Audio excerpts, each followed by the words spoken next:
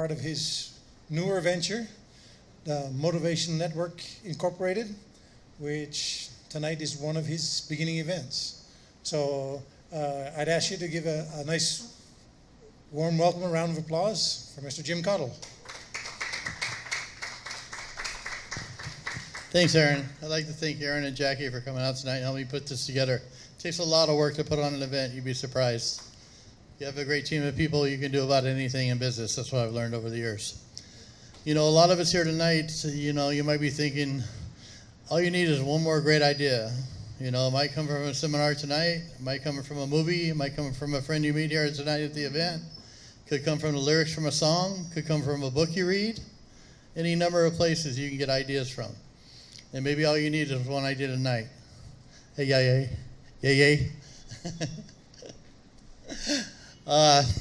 So anyway, so like I said, I started my sales career when I was 12 years old. I left home, and I was selling flowers on the street corners of Los Angeles, California. And it's kind of like tonight when you go home, you're going to go by McKinley and Etz over here, and the kids will be knocking at your car windows, trying to get you to buy something from them for 10 pesos or 100 pesos. And that's what I did when I started out my sales career. After I did that for about 6 months, I went into cutlery sales. I started selling knife sets door-to-door in office buildings throughout Los Angeles, California. This hustler named Kerry from New York taught me how to sell. And he made me believe these were the best English Sheffield knives from England. And I was naive 14-year-old at the time, so I believed that. But they were really probably made in China. But I didn't know that at the time. So I sold a lot of knife sets. So 14 years old, I was earning about 5,000 pesos a day, which in 1974 was pretty good money when you're 14 years old. So, and from there, at 17 years old, I joined the United States Marine Corps. And in the Marine Corps, I learned a lot about discipline. It was, how do you say it? Kaliwa Cannon, Kaliwa Cannon, Kaliwa Cannon. After you do that for 4 years, you get the message. You know, getting up every morning at 5 in the morning, running 3 to 5 miles a day, every day. This is something that you do in the Marine Corps. You don't have a choice.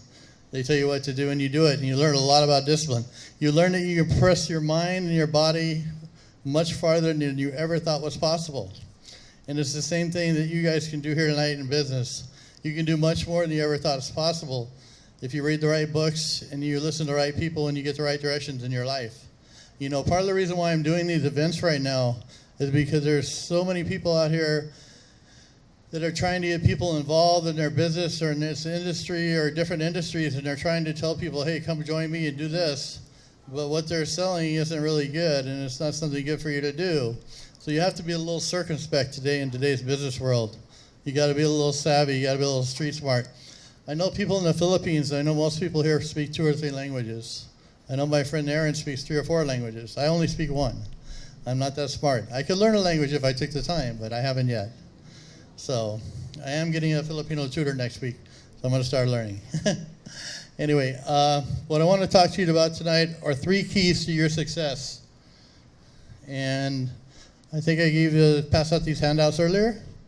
So we're going to start with the first one right now, which is clarity. The reason why most people aren't successful in their business life is because they're not clear about what it is they want to do. They kind of have an idea, they want to try something, and they'll try it for a month or 2, and when things get tough, they stop. You know, I've done 6 or 7 events so far, and when I was doing my 3rd event, things got tough. The people that said they were going to show up and help me with events, they didn't show up and help me. You know, people didn't do what they said they were going to do. And it made me think about giving up, but I told myself I was going to see this through for a season. A season to me is if you're going to see something through in business, you want to do something, do it for a year. I talked to somebody earlier about this today. They said they tried something for a month or 2, and then they tried something else for a month or 2. But what you need to realize in business is it takes a little bit more time than that to get good at any one thing. And if you find something you really enjoy doing and you like doing, then you're going to wake up excited in the morning to do it. You're going to have much more persistence. You're going to be much more enthusiastic about doing it. And you're going to look forward to it. And that's what happens today. I see so many young people, especially in this generation, they get up, they're not really excited about what their life is like. They haven't really planned out their life. You know, you have to take a pen and paper. You have to set your goals. You have to plan things out.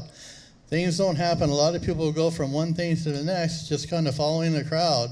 They really haven't made a decision that this is what they want to do for their life. And the people that write things down and make plans and make decisions, those are the people that make things happen. And that's what I want you guys to start doing tonight. You know, we've talked about different things in some of these different groups. And right now, I want people to actually start doing some of the work I'm suggesting to do around here. You know, I have all these books up here and tapes and programs that I've gone through and read myself. And there's a reason why I do that on a regular basis. You know, they did a study. They said the average college student, when they graduate from college, they read a book a year. The average entrepreneur and salesperson reads a book a week. That's what the average business owner does. So if you want to be highly successful in your business, you should do what the highly successful people do. And it's easier now to get information and to try and figure out what to do than ever before. You know, a lot of these guys, I said before, they're on YouTube. You don't have to spend a lot of money buying their programs and their books. You can watch a lot of this stuff on YouTube for free every morning when you wake up. So if you do something and you get into a routine and you pick up the habits of the highly successful people, you spend the first 15 to 30 minutes of your day reading a good book, watching a good YouTube video, putting some good information into your mind, you're just going to make for a much better day. You know, life is tough. Life is tough everywhere. I got news. It's not just tough in the Philippines. It's tough in Los Angeles right now. They just read an article the other day. 50% of the people that are my age, 50 years and older in the U.S. are broke. They're living dependent upon their children or upon the government to survive week to week. That's pretty sad when you're talking about one of the most abundant countries in the world, used to be, and now 50% of the people are dependent. You know, I think the growth in the Philippines, the GDP growth rate in the Philippines this year is 7%. That's the highest it's ever been in the history of the Philippines. Now is a better time to start a business in the Philippines than ever before, any time in the history of the Philippines. So if we blame the government, we blame Duterte, we blame the politicians, we blame the economy, if we blame those things, what else is there left? There's nothing left. So, you know, I could have used those excuses when I was younger, but I decided to close the excuse department and the complaint department when I was young in life. And I'm really glad I did. And I owe that thanks to a man named Zig Ziglar. That was the first event I went to like this. And he told me, he said, you know, I wrote this book and I've made millions of dollars in sales, and if you read this book, it'll change your life. Guess what I did? I went out and bought the book the same day. And guess what happened? 2 months later, I doubled my sales. And so I kept doing that. And I kept repeating that process every few years. And I've done that for a long time. Now, it doesn't mean life hasn't shown up. It doesn't mean I haven't struggled. It doesn't mean I haven't had setbacks. At 45 years old, I had more wealth than I've ever had in my life. I was semi-retired, had a big house, big boat in the marina, Harleys, SUVs, sport cars in the driveway, and I lost everything. I got sick. I was in the hospital for almost a year. And during that time, there was nothing for me to do but read and study and learn to get my mind to work again. You know, the doctors told me, you lost 45% of the blood in your body, you've had brain damage. It's severe. We don't know if you're ever going to be able to work again. My family has all come in the hospital. I was laying in the bed, and blood transfusions were going, and I was pretty dazed and confused, and I didn't know what was going on.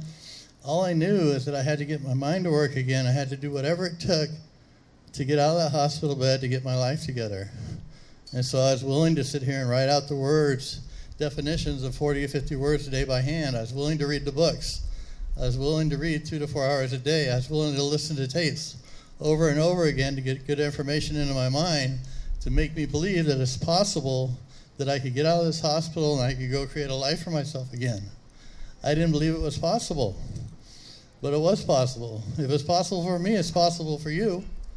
You know, you don't have to leave the Philippines to go to America to make a living, or go to the Middle East or other countries where a lot of people are convinced they need to do. I have many Filipino friends. I belong to a business group here. Most of my Filipino friends, their parents had no money. They came from the provinces. One of them owns a restaurant right down here on the corner. The other one, I asked him the other day, Aaron knows him, I asked him what he did for a living. He says, well, I have a few mines and a few banks. I was like, okay. I thought I was doing really good. I don't own any banks or any mines yet. But anyway, he's a real nice guy. But I never would have guessed that about him. So he wears Levi's and a T-shirt and doesn't drive fancy cars, just a regular old guy, nice guy. But get back to my paper here. So clarity. You really have to know what you want in life. While you're young, try out different things. You know, I hear a lot of people say, well, they tried real estate, or they tried insurance sales. So while you're young, you still have a lot of time. You have to try out different things. But when you find something you like, see it through for a season. See it through for a year. Commit to doing something consistently for a while. You know, you don't want to get to be like somebody else. They get to be 50 years old and they look back over their life and their life looks like a bunch of half-dug holes. You know, where they started something, then they got tough, so they go over here and they start something, they do it for a while, get tough, then they go over here and they just go from one thing to the next, but they never really ever get anywhere in life. And that's the reason why. So if you have clarity and you know what you want in life, you're a lot more likely to get it. And that takes us into our next thing, which is focus. It takes a lot of focus to achieve something in life. You know, I talk about having been part of building 5 multi-million-dollar companies, and the people I worked for, the 3 mentors I had that built these companies, I was their main salesperson. It was just me, them, and another person in a small room when we started those companies. It was just 2 or 3 people. And the entrepreneur, my friends that had the ideas to start the business, they built those businesses on my back and my sales ability. After I'd done this 3 times, I realized, hey, I'm pretty good at this. Maybe I go do it on my own. But it took me a while to get that courage up, even after having done it quite a few times, to be able to focus to go want to do it for myself. So it's not easy, but it can be done. And if you're really clear about what you want to do, you need to write it down. There's some questions I asked underneath there. When you go home tonight, read through those questions and answer them. And think about them. Don't just write things down quickly. You know, they did a study. They say if you write your goals down with pen and paper, you're 10 times more likely to exceed them than if you just write them down on a notepad or on a laptop or on a computer. Something about that, they've done studies with psychologists where they know that writing something down by hand is much more important than just typing it in. It has much more meaning. You have to put some thought behind it. Well, that's a picture of me when I was in the Marine Corps. I was focused and I was in great shape. That's when I was running 7 miles a day and fighting full time. I wanted to be like a UFC fighter. We didn't have the UFC fight back then, but we sure fought like it in the Marine Corps. That's me. I was not so taba back then, taba. So anyway, so you know, I'm doing good in 3 areas of my life right now. My financial life, my family life, my faith life are really good, but my health life, I got a lot of work to do. I was in the gym earlier today. I was like, didn't want to be there, but I had to be there, so I'm focused, right? And if I'm going to be up here talking about success and goals, and I've got to set goals for myself, and you know, I wrote down the one biggest thing that would make the biggest change in my life right now would be getting healthy. That would be the biggest impact on my life. So we all know what that one thing is in our lives, that if we made some changes, that would have the biggest impact on our life. And that's one of the questions I wrote down there for you tonight, is to think about that when you go home tonight and write down the answers to some of those questions. Okay, that leads us into our third subject, which are our relationships. Our relationships are important, not only in business, our family relationships, our friends relationships. You got to figure out who can you count on in life and who do you need to count out in your life. Because usually I had to ask myself that question about every couple of years. Because usually somehow somebody gets into my life and it's like, wait a minute, you know, I can't really count on that person. You know, I'll still like him, I'll still see him once in a while, but can't really count on him, so I count him out. And then I have my core group of people that I count in on my life. Those are the people like Aaron in the back there that always show up, who you don't have to ask to show up. They show up because they're your friend, because they care and they want to be part of your life. And that's what people do today, you know. So it's very important, you know. They say in the business format, you know, this Robert Kiyosaki did a thing that called it, it's like a cone of learning and there's a cone of business. And what he puts at the top is your first thing about business is you have to have a team. Teams are the most important part of your business equation. If you have a great team, that team can take any product or service to the marketplace and turn it into a great company. So your team, your systems, your legal, all those aspects of business are very important. So your relationships are key. Some people say, well, where do you meet all these successful people at? Well, you meet them at events like this. You meet them at Toastmaster Group. That's a group on public speaking. That's where I met a lot of my friends today. You know, the better you get in business, it's like you go from a salesman, you want to get in the top 20% of whatever field you choose to get in. That's where the money is. That's where the good life is. The top 20%, they don't even want the other 80% of businesses out here in the marketplace.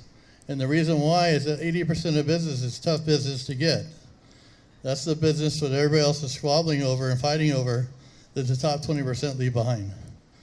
So basically, unless you're in the top 20% of your field, whatever field you're in, you're basically getting the leftover scraps that the top 20% of people in business don't really want. I'll just be honest with you. That's the truth. So success really is a choice. It's not a destination. You know, some people are like, well, when do I get all the money? Well, you get all the money after you become a successful person. Okay? Some people think that to get the money first, then you get successful. No, it's the other way around. You become a successful person by practicing a lot of the traits and the principles that I've been talking about up here for the last 6 months to the different groups.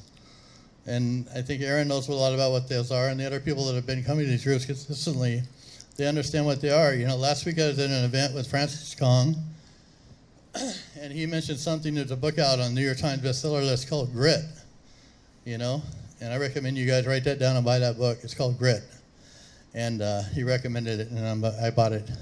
I bought it the same day. I'm just kind of like that. When, you know, a top-notch speaker tells me to do something, I just say, okay, sounds like a good idea. Sounds like they know what they're talking about. Sounds like they've done this before. I'll heed that advice. I'll write it down. I'll take some notes. I was just back in LA with my family. I spent a lot of time with my family. I have 2 granddaughters there. We're celebrating my birthday on the right side over there.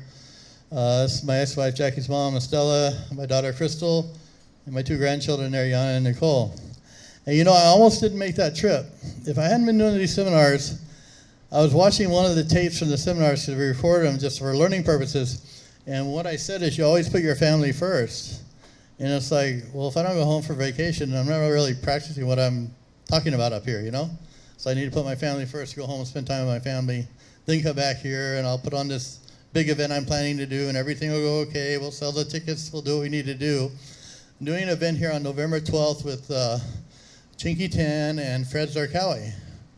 And they're 2 international speakers. They've both been speaking for about 15, 20 years. They both have a lot of experience. They're both great guys. I brought a few books from both of these guys up here tonight. So what I want to do is I want to get 2 people right now, since we're all in sales here, right? Everybody here in sales? Yeah? Okay, so I want to get 2 people. I want to get 2 volunteers to come up here and give us your best pitch for 30 to 60 seconds on why we should do business with you or why we should buy your product or services. So I need 2 volunteers. If I don't get a volunteer, I'm going to pick somebody out of the audience.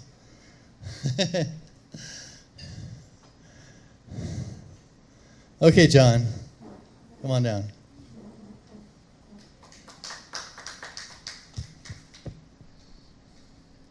So let us know whatever you sell, what product or service you offer. Sure. All right. Thanks, Jim. So my name is John, and I stood up because I was waiting for someone else to stand, but I feel like there's nobody else, so I might as well do it. So anyway, I'm in a startup company. It's in leasing and property management. I always feel surprised every time I say that out loud because I feel like it's too far from what I used to do, which is I used to be in IT for the last 10 years. I used to work for HP Singapore, and it started because in my case, being in a leasing and startup company was a natural progression because while I was working abroad, I started investing. And of course, I first started with investing in myself, reading books, just like what Jim was telling us, and connecting with people who can add value to yourselves. So that's what I did. And then I got into investing in different platforms like stocks, mutual funds, and then real estate. And it became something I did because, the business now is because of something I was doing for myself. I was leasing out a few of my units that I bought myself. And then some of my friends who were also investors back in Singapore, they kept asking me like, hey John, how did you get your tenants? Who's your agent? Can you give me his number? And then I was telling them like, no, I did it on my own. I did it myself. And then that's when it hit me, hey, there's a business here.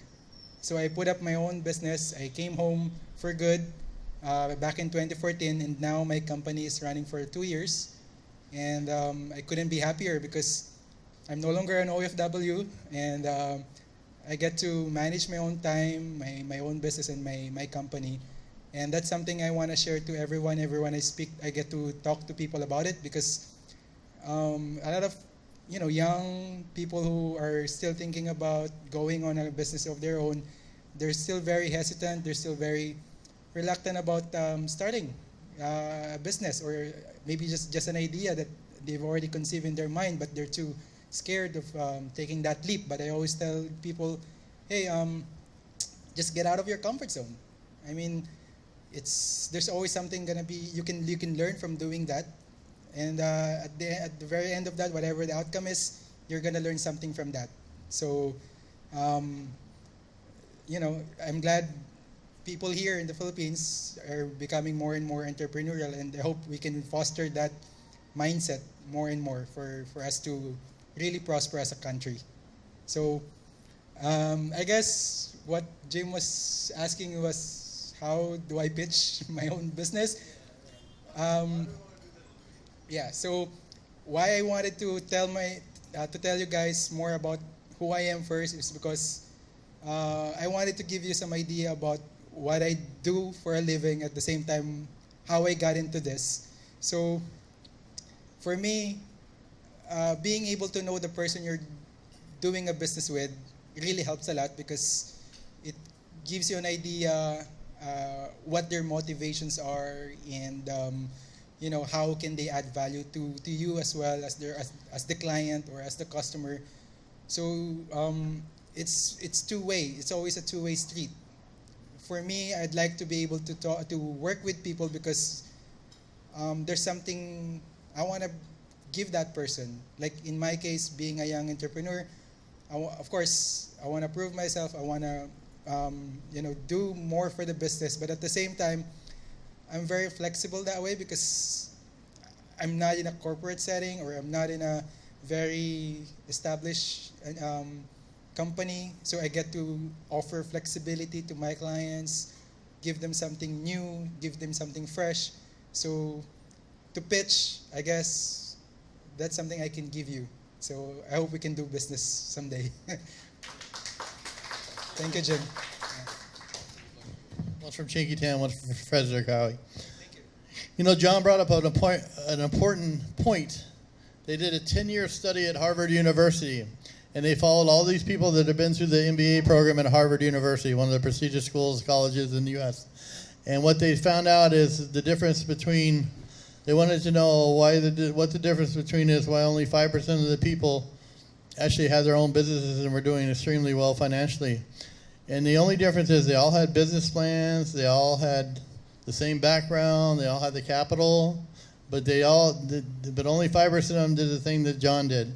They launched. They took the first step. They started the business. That was the only difference they could find out in all those people. So I'm glad you launched your business, John. Thank you. Okay. One more person. Come on down. Hey, Gabe.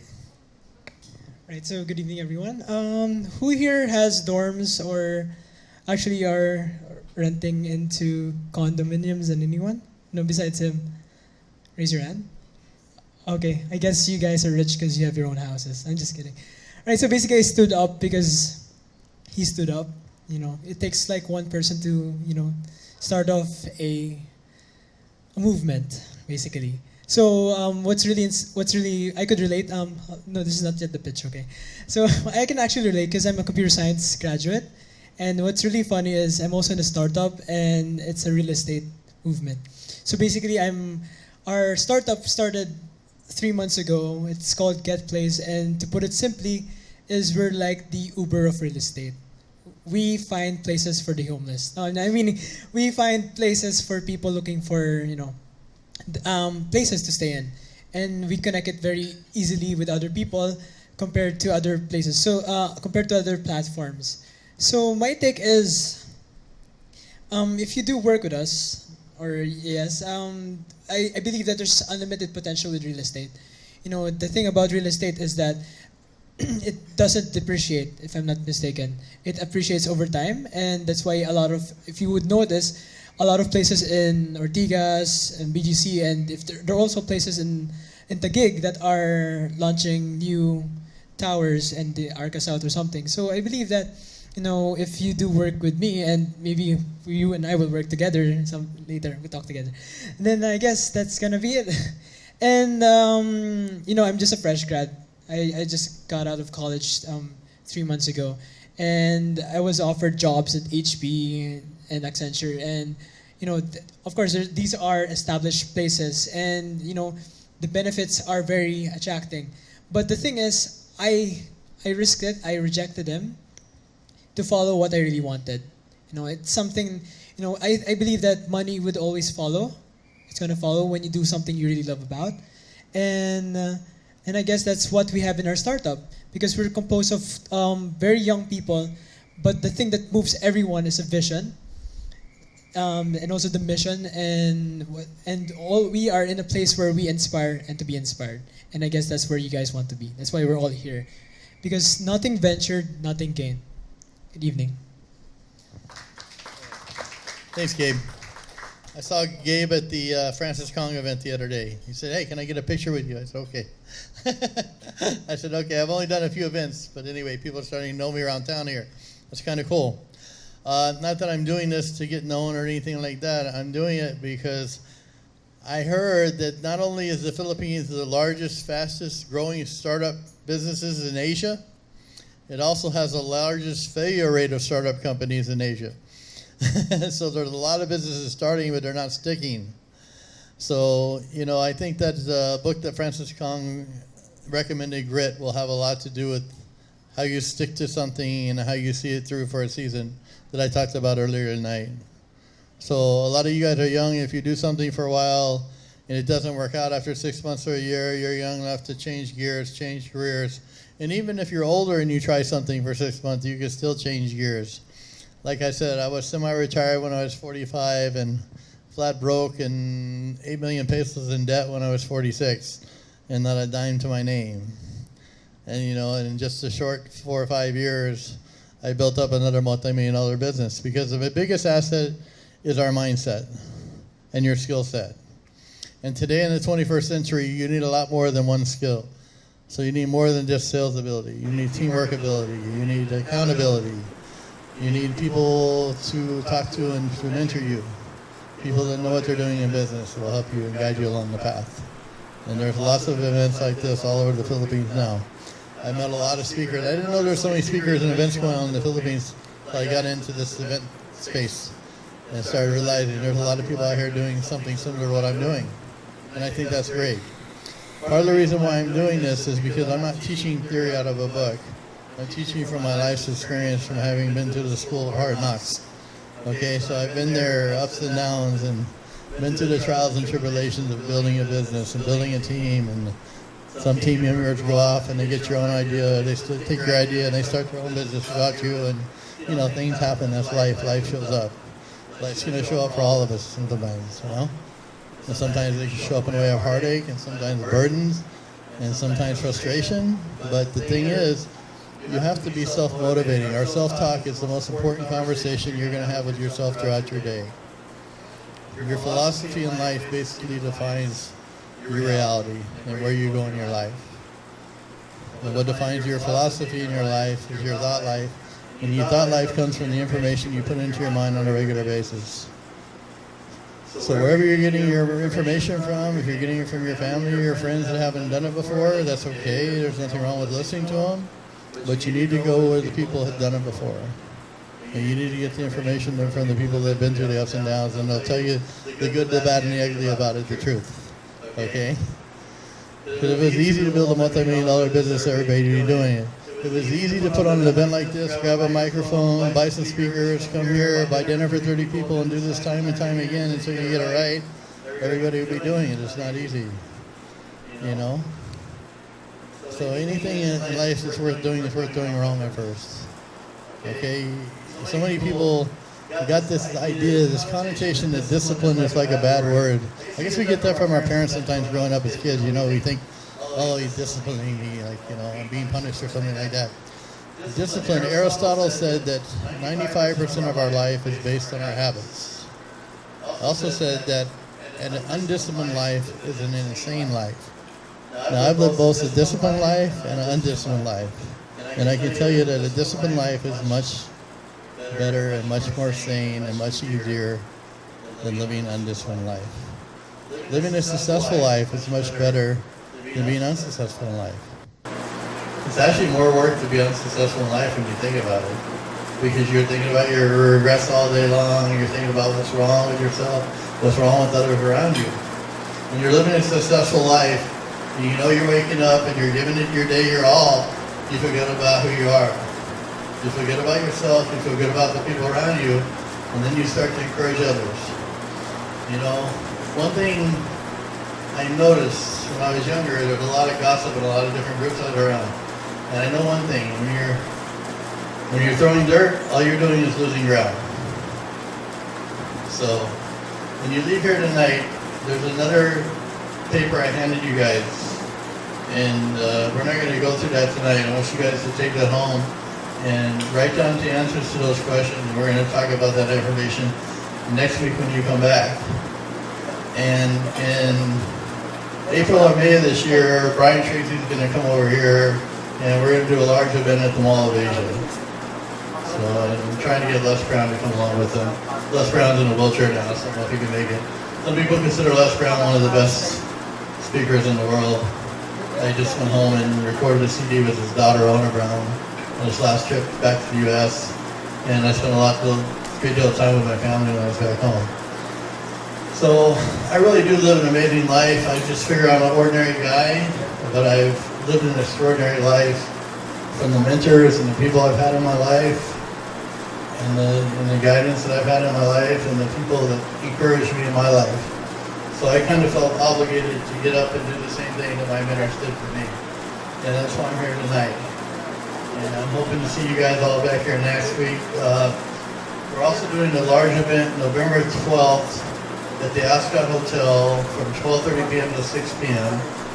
And that's going to be with myself, Cheeky Ten, and Fred Zarkawi. And we've got their books up here. And I think the tickets are 3,000 pesos each. If you buy a ticket here at my event, you get one for free. So basically that just covers the cost of the food and the drinks for you at the event. So there's not any profit in this event. If there is any profit in the event, it's going to go to charity, to the mental orphanage, and to the other person that needs heart surgery right now. So anyway, if you guys are interested in that, you can see Jackie after tonight, and she'll fill you into that. I am going to do a short 10-minute question and answer period right now.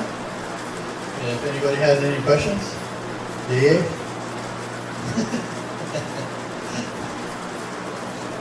I won't put anyone on the spot.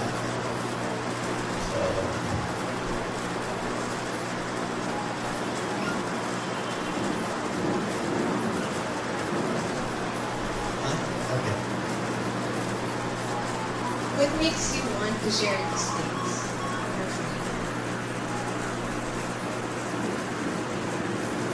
You know, I have my own agenda. Besides doing this for free, I know that speakers, they get really, really good at speaking. They get paid really, really good money. So I'm willing to do this for free until I get good enough to get paid at it. But if I decided 6 months from now, 3 months from now that this wasn't for me, I still own my telecom company. I don't put all my eggs in one basket, so to speak. So I still have something to fall back on. And that, I don't know if this is something I want to do for the long haul or not. I know one thing, it's a lot more work than I ever imagined. I can tell you that. Because I met some of these other speakers. Francis Kong shared something the other night when he said this is his 333rd speech he's done this year. I'm thinking, I don't want to be talking that much. No way. A couple events a month is good for me. 2 or 4 events a month, I'm good. So this is something I wanted to do because I got inspired from Zig Ziglar when I was 28 years old, 29 years old. Because my philosophy up until that point was not thinking I could ever start a business, was not thinking I could ever own a home, was not thinking I could ever accomplish a whole lot with my life. And so that gave me hope. I was in an event like this. So that's the main reason why I'm doing it. So I can tell people, if a guy like me from the streets can do it, you can do it too. That kind of thing. So, and I've studied a lot over the last 5 years, like I said, when I was in the hospital. I think that's when I kind of had a little moment of clarity, when I changed my mind about how I looked at life and things like that. So it's a way to pay it forward, to give back to my community and to people. So that's the main reason. Okay, Darwin, you wrote the theory of evolution. You guys ask your question.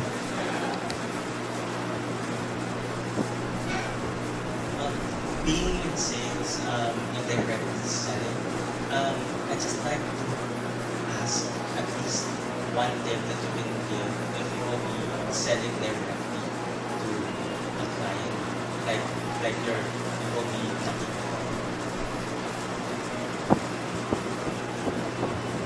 One thing you have to get over as a salesperson real quick is it's not about you. It's not about me. Some people like me, some people won't like me, but that's about them. It's not about me. I don't take things personally.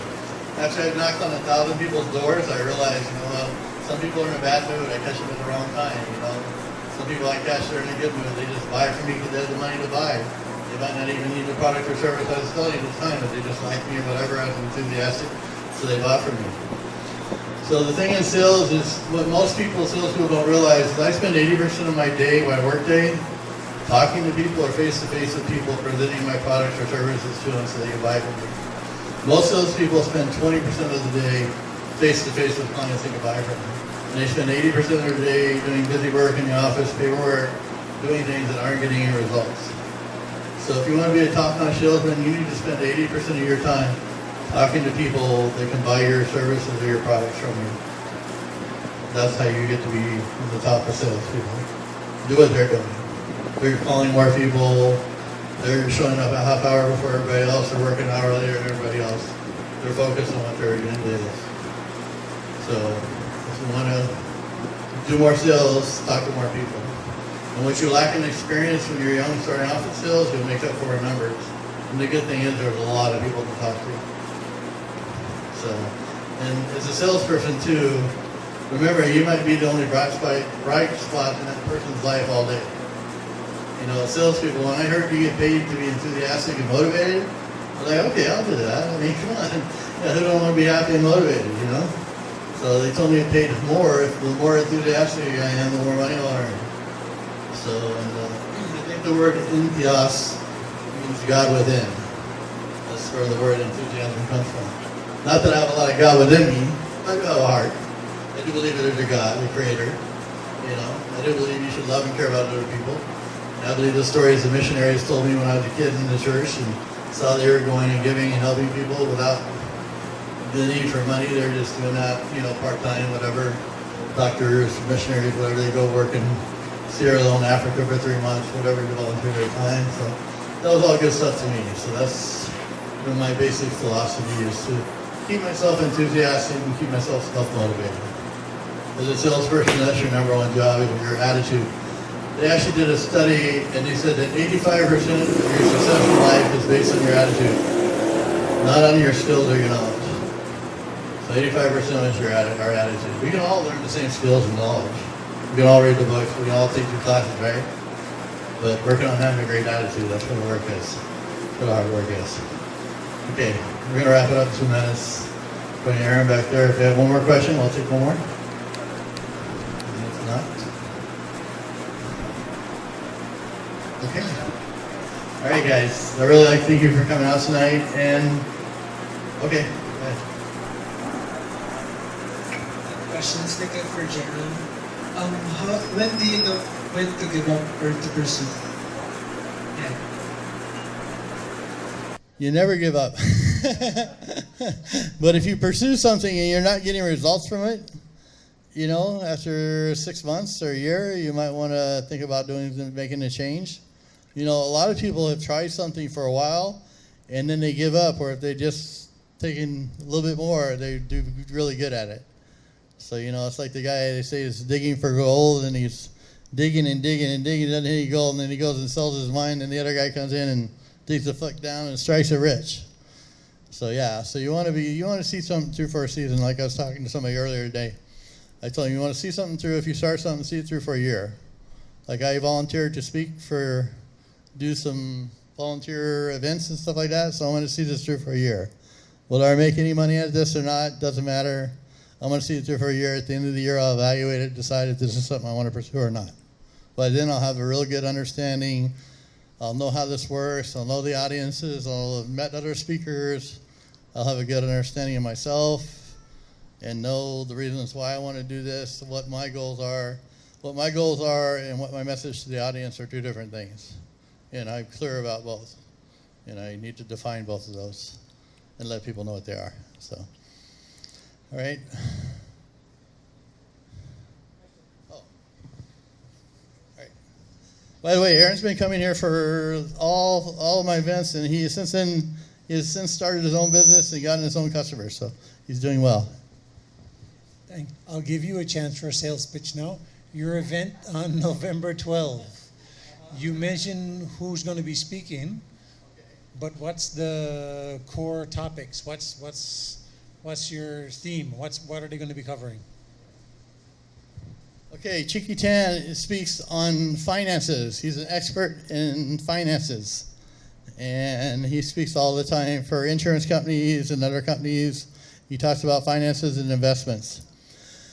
Fred is a psychotherapist teacher, college teacher. He's been speaking for 15 years. He speaks on the topics of success principles. Me, I speak on sales and how to make a lot of money and how to make a lot of sales and how to live a really cool life and travel all around the world. That's what I like to do. I like to fly airplanes, ride motorcycles, spend time with my grandchildren, travel around, scuba dive, surf. That's what I like to do. So the more I sell and the better I get at business, the more I can have time to do the things I enjoy doing in life with the people I love and care about the most. And that's what I'm going to talk about there. We're actually going to do a panel there. It's going to be pretty cool. So the three of us are going to get up there and just kind of talk on a gut level, honest basis about what we really think about where things are in the Philippines business-wise and what needs to change and what we can do to improve things here. So it should be a great event. It will be a great event. That should be. I know it'll be. So Fred is one of my mentors. He's been coaching me along in this industry for a little while now. I met Fred actually 7 or 8 years ago surfing in Hawaii, and he asked me if I would promote him as a speaker at the time. I said, yeah, I might do that. And now that I've actually heard him speak and read his books, I realized, wow, this guy's really good at what he does, so now I will promote him as a speaker. So that's why I'm flying him over here to speak to everybody. So, and Chinky Tan is a local speaker, and he's a wealth and life coach and talks about investing and saving your money and building for your future. So I'm more of a here and now guy, how to make the money, how to spend it. But anyway, all right. Thanks for coming out, guys. I appreciate it. Have a good night.